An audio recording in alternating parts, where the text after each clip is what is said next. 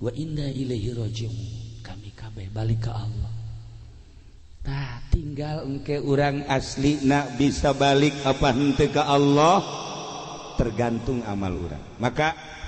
aya jelema pelit, dasar pelit. Pelit teh barang bere. Nyana keur kieu bae dihareupeun imah jol aya nu menta-menta. Begitu aya nu menta-menta maksa. Kulantaran maksa diberelah ku jana minta duit, dibere duit. Indit karak ke 10 lengkah babalik deui ulah minta cai atuh cegeuna cai ke atawa kopi atawa susu atawa naon jeruk geus bare duit tangga tadi tuh duit geus bare minta deui bae henteu atuh kula naon bae nu aya kue-kue henteu geus tadi tuh ini si bare duit sia geus bae indit kacaritakeun peutingna ngimpi teh jelema nu pelit teh begitu ngimpi kiamat. Begitu kiamat langsung giring mahsyar kebeneran nyana mah pelit ngan salat mah osok akhirnya ka sorga barang datang ka sorga teh eueuh nanaon di sorgana eueuh nanaon imah eueuh kadaharan eueuh bubuahan eueuh air batur mah ala lagreng. Oh, Kiai Ajizi geus boga, Kiai Kitu Babai geus boga, kabeh Kiai Ade geus boga. Haji Pendi eueuh nanaon.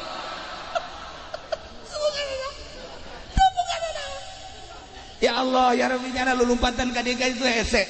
Eueuh nanaon. Akhirna kan nyana bebeja. Ka pagawena malaikat. Malaikat ayeuna naon ieu surga kok teh sesuai aja nu diucapkeun ku Kangjeng gitu cenah cak Kangjeng di surga mah serba aya kok itu batur ala lagreng kendaraan mewah pakaian indah bidadari ngabereleng bubuahan kunaon boro-boro naon ieu ieueuh naon boro-boro bubuahan ieu sakadar saasup-asup gawe ieu bohong ieu Kangjeng Nabi cek malaikat anu asup ka sorga teh eta teh geus untung adapun ngabangun sorga kumaha di dunyana lantaran ieu maneh mah teu daek ngabangun di dunyana ieu ngan saukur sakieu-kieuna doang ieu ge lahan talahan cak malaikat eta ge kamari be maneh mere duit kanu menta-menta teh tah lamun teu mere duit mah teu boga lahan ieu di sorga jana langsung hudang merenung hudang langsung kieu ya Allah ya Rabbi horeng di sorga ge aya pelit mah eueuh bangunan tuh bangunan makanan nanaonan Masya Allah eta ge nyana boga lahan mere teh tah duit ka jelema nu maksa di harita nyana barahan bae geus terus asal anu menta-menta ha komo jahe mah tong barahana overdosis tah mah kudu barahan bae geus naon aya Masya Allah akhir hayat jana dibere ngimpi deui ku Gusti Allah begitu ngimpi asup deui ka sorga ya Allah ya Rabb bangunanna indah bubuahan loba dan lain-lain sebagainya mencukupi nah cak malaikat iyalah bangunan maneh nu baheula mangan sakadar boga lahan di ala kadar lantaran ngabungahkeun kanu menta-menta nah ieu buktina sorga ge saeutik lantaran kuari mah loba jasa maneh ngabangunna nah ieu seperti ieu eta geus digambarkeun model kos kitu ge urang pelit bae ja heuh teu daek barahan teh teu daek pelit bae ieu kurang kumaha kula dongeng kanya geus sering jasa jak kuari kuari teh lain tambah barahan tambah pelit Masya Allah nah ieulah para jamaah kaum muslimin wal muslimat rahimakumullah urang bakal balik ka lembur nu asli. Apakah orang dek ngabangun neraka mawa suluh ti dieu berbagai permaksiatan ku urang dibangun atau orang dek ngabangun surga melalui ibadah terserah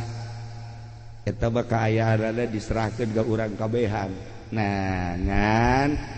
sing hade urang salila hirup hiji nu paling istimewa hirup mah ulah ngadoakeun jore ka batur teh eta. Lamun geus bisa ulah ngadoakeun jore ka batur geus wali tuh. Ulah ngadoakeun jore sama sekali bagus bae geus kumaha Allah bae.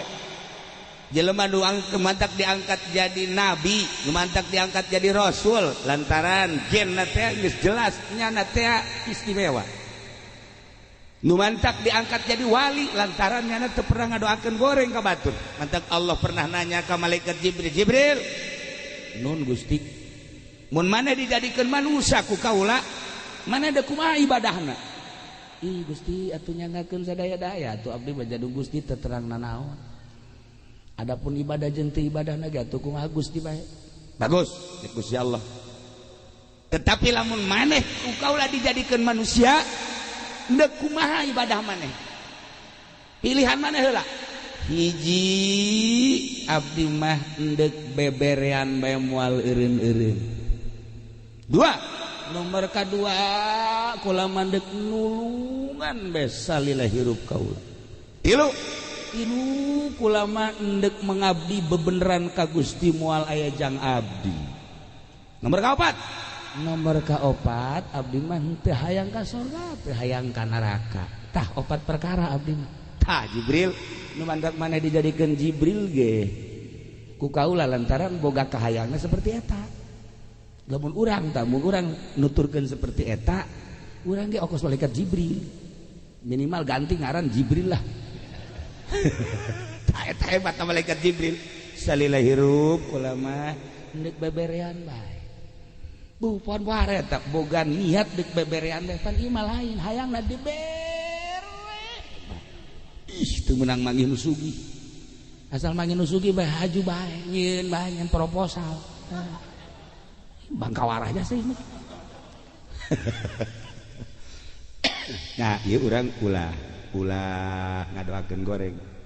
Baheula di Mesir aya hiji sepasang ustaz jeung ustazah magahan ngaji susah suami istri susah. Maisyahna kahirupanana ngan boga kotok-kotokna hiji. Endogan isuk jual, endogan jual. Eta bae maisyahna tanyana mah geus teu boga naon deui. Bagaweana ngan magahan ngaji bae. Tetapi nyada bisa seserian jeung pamajikanana. Lempang indah. Teu pernah bae kadeuleu pasentrok teh teu pernah. Pan urang mah di jero mobil ge teu nanya jeung pamajikan. Hareudang di jero mobil. AC mah AC. Hareudang. Sial teh urang curug tolol.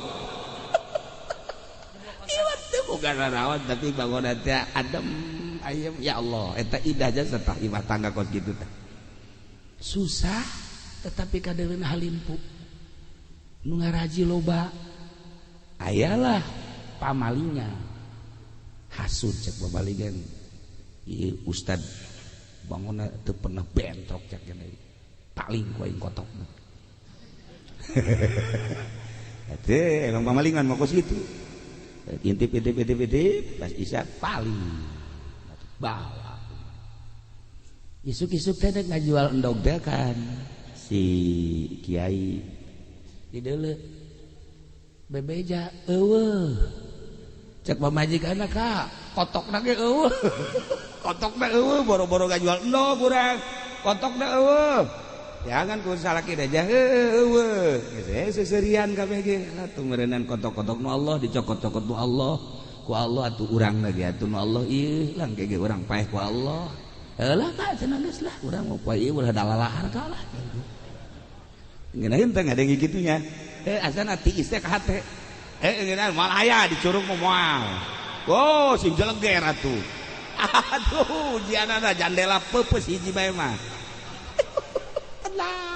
ya Allah ya Rabbi masyaallah geus tenang tentrem lantaran jelema mah lamun pasrah ka Allah janji Allah bakal ditaekeun bakal diangkat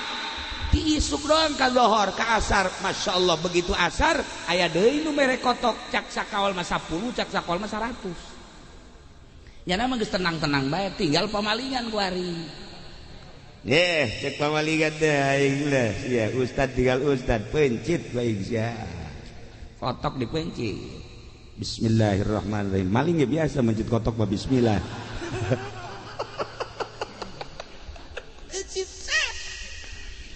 nu anehna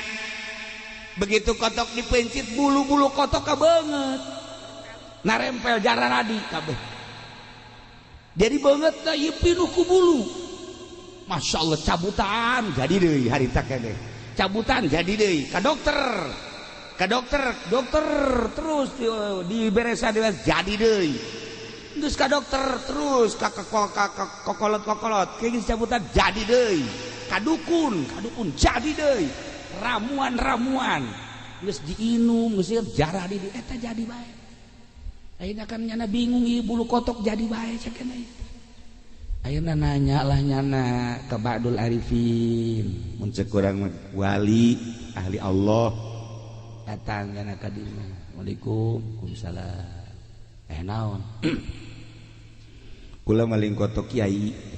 sia teh ya kiai dipaling maksudna jaga teh lah ulah halalin puting beta kiai ajo ieu barang dipencit di bulu kotok ka dieu ka beungeut geus ka dokter geus ka dukun geus ka nu bisa ramuan jadi deui nah ieu kumaha cenah keneh istikharah si kiai teh ka Gusti ieu mah penyakit moal cager lamun lain didoakeun jore kudu dipalingna lamun nu malingna lamun nu dipaling ngadoakeun goreng cager lamun encan ngadoakeun goreng mah ieu terus datang ka pae mah cager Masya Allah itu mah hiji sakitu bae geus geus atuh kitu mah ngutus jangan ngutus supaya ngomong jore kiai lain geri lain boga kotok boga jadi kotok ka mana maling nyaon teh nu malingna henteu kula lamun ngabejakeun nu maling mah isteu kudu henteu ieu mah kieu kiai maksudna ieu aya geus nyaho makan kiai deuk kumaha tah deuk kumaha atuh doakeun bae doakeun supaya ku galede ulah sial kiai hese jasa cekep hese jasi kiai Masya Allah terus isuk datang deui ka ibuna baji jadi lain boga kotok boga cekeuna aja ku hari anu maling cekeuna kotokna nyaon teh nu malingna eta urang dia sebenarnya urang mamandege kajian gerak Allah lain kitu bi aya geus kajauhan mah pan nu malingna bisa dipanggil bisa dinasehatan atau kurang bisa dicarekan ulah nyana nang Allah lempang nage nang Allah maling nage eta teh meunang gerak Allah atuh kumaha Allah bae ngagedean buluna lain cager anu diutus dicarekan goblok sia kamari mah teu paranjang kieu cageuna ya asal beuki bagus bae bulu manjangan ya Allah ya Rabbi geus datang deui ka dieu teu daekeun ngadoakeun goreng Masya Allah eta kiai kuat jasa kuat airna meleh deet ngana datang gadinya Waalaikumsalam Isa kula nu meuli kotok kotok san kotok kiai Masya Allah atuh masalah meuli kotok kok buluna jadi kadinya nya ieu jadi kula geus ka mana ieu teh cager-cager nah ieu mah eueuh di jalan cek kiai anu di anu hiji-hijina cara supaya cager lamun kiai ngadoakeun goreng ka kula ya tuh kula ngomong ya kena ngadoakeun goreng mah teh jeger ka Allah nang Allah manjangan deui nyana sujud di dinya artina ieu mah doakeun goreng ya supaya jadi obat bae ieu mah kula mah doakeun goreng kula deuk kumaha tah kumaha nu penting kula cager ieu mah ngadoakeun goreng ge lain naon supaya kula cager bae akhirnya nyana merenung ka Gusti Allah demi kecageran akhirnya nyana ngadoakeun goreng maksudnya mah supaya cager henteu aya naon di hate jang nyageurkeun ya Allah ya Rabbi hamba Gusti nu maling kotok kula anu kula ieu teu pernah ngadoakeun goreng makin kula teu ngadoakeun goreng makin panjang buluna karunya kula ya Allah ya Rabb ieu jelema nu maling kotok nyanggakeun sadaya-daya kula tersep jasa sabaraha dipaling ku jelema ieu atuh baleslah Gusti sakumaha pagawean jelema anu maksiat harita kene cager cager spontan Kiai kotokna paraeh kabeh anu tadi teh nang pamere teh lantaran ngagonengkeun goreng ngadoakeun goreng paraeh kabeh kotokna dibales tuh jadi eta teh sebenarnya namanya embu ngagonengkeun eta mah sakadar ngobatan nah ieu konsep hirup urang deuk jadi kiai deuk jadi pedagang deuk jadi pemerintah TNI deuk jadi polisi deuk jadi naon bae hiji bae ulah sok ngadoakeun goreng ka batur insyaallah geura indah jasa jahirup teu kudu jadi kiai henteu kudu jadi kiai Kanjeng Nabi berhadapan jeung panglima perang apakah Kanjeng Nabi nitah eureun ka panglima jah henteu Kanjeng Nabi kapanggih jeung polisi askar apakah Kanjeng Nabi titah eureun jadi askar henteu Kanjeng Nabi kapanggih jeung petani sugan Kanjeng Nabi nitah eureun tani henteu Kanjeng Nabi kapanggih jeung pedagang sugan Kanjeng Nabi nitah eureun dagang henteu ban Kanjeng Nabi mah mangga kabeh nu penting takwa ka Gusti Allah sebab etalah bekal jang bahan balik ka lembur nu asli urang jadi polisi sing jadi polisi nu takwa sebab polisi ge bakal paeh urang jadi TNI sing jadi TNI nu takwa sebab bakal paeh urang jadi pedagang lah nu takwa sebab bakal paeh urang jadi kiai lah nu takwa sebab bakal paeh di kiai ge loba nu teu takwa kiai jadi itu di Lampung mah teh sarua KTP-na borong pondok eta sarua nah iyalah jadi urang kuari berusaha jadi jelema anu takwa ka Allah dengan posisi anu geus diatur ku Gusti Allah kula sok dongeng di zaman Tuan Syekh Abdul Qadir aya seorang tentara datang Waalaikumsalam cek tentara kula kabita jasa ka Tuan aya gitu asana ngeunaheun jasa hirup Tuan mati majlis ka masjid ka imah di majlis ka masjid ka imah ngaji zikir maca kitab ngaji zikir ngeunaheun amat ai maneh naon kula mah ieu keur perang melawan tentara Mongol di perbatasan Tuan Syekh Abdul Qadir langsung tungkul tangga seri cek Tuan Syekh Abdul Qadir buat ting ka sorga heulaan ente daripada murid-murid kula nyana kaget kok bisa gitu masyarakat Baghdad bisa tenang lantaran anjeun ngahalangan musuh-musuh dengan anjeun berjibaku menghalangi musuh yai pedagang umat tenang dengan memberikan ketenangan bangsa anjeun leuwih ti heula ka sorga Tuan Syekh Abdul Qadir geus ulah eureun jadi polisina geus ulah eureun jadi tentarana nu penting tentarana lillahi taala nganeangan coba ge di Indonesia tentara nu lillahi taala coba neangan anu polisi anu tasawuf atuh aya loba henteu aya polisi nu tasawuf anu mah digeleng kahujanan kitu bah polisi tidur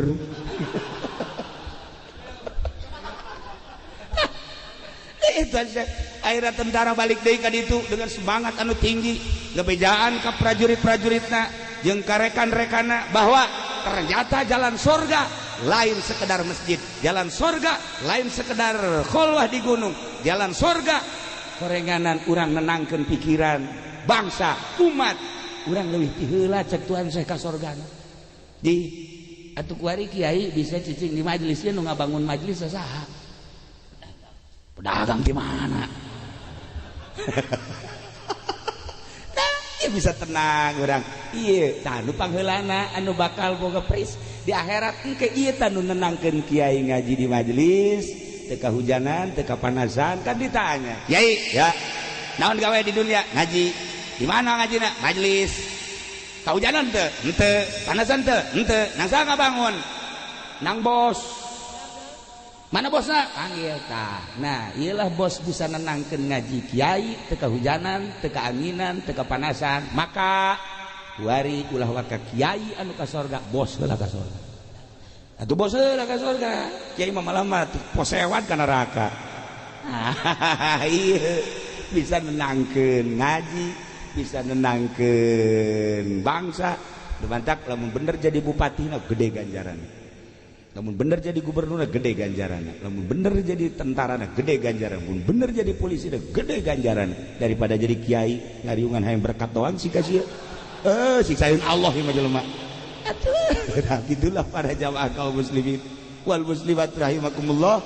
posisi urang ulah dirobah sebab eta nangatur Allah pasti tergantungan menyangkut anan hikmah aya hikmahna geus urang ala hikmah nu penting posisi urang di mana jadilah nu bagus jang bekal jaga balik ke alam barzakh. Para jamaah kaum muslimin wal muslimat rahimakumullah kos kitulah sepanjang hirup urang